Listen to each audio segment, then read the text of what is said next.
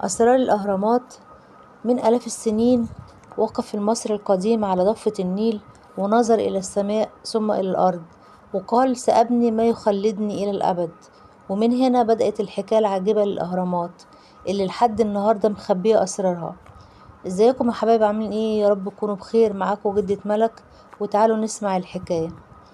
في قلب صحراء الجيزة ارتفع حجر فوق حجر حتى صارت تلال من الصخر الشاهقة كأنها سلالم تؤدي للسماء. والأهرامات لم تكن مجرد مقابر للملوك، بل كانت رسالة للعالم بتقول نحن هنا حضارة لن تموت. والعلماء لحد النهاردة محتارين ازاي اتنقلت الحجارة العملاقة دي، كل حجر وزنه عشرات الأطنان، ازاي اتبنت بالدقة الشديدة دي، الزوايا متساوية لدرجة انك لو استعملت احدث اجهزة العصر هتلاقي نفس القياس. وليه متجهة للنجوم؟ الاهرامات متوافقة مع موقع نجوم في السماء بدقة شديدة.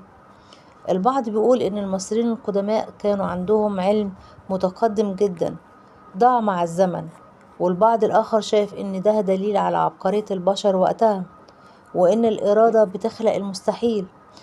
طيب، ولو وصلتوا معايا لحد هنا فضلا وليس امرا اشتركوا في القناة وفعلوا الجرس ودوسوا لايك وكومنت جميل منكم في الصلاة على الحبيب.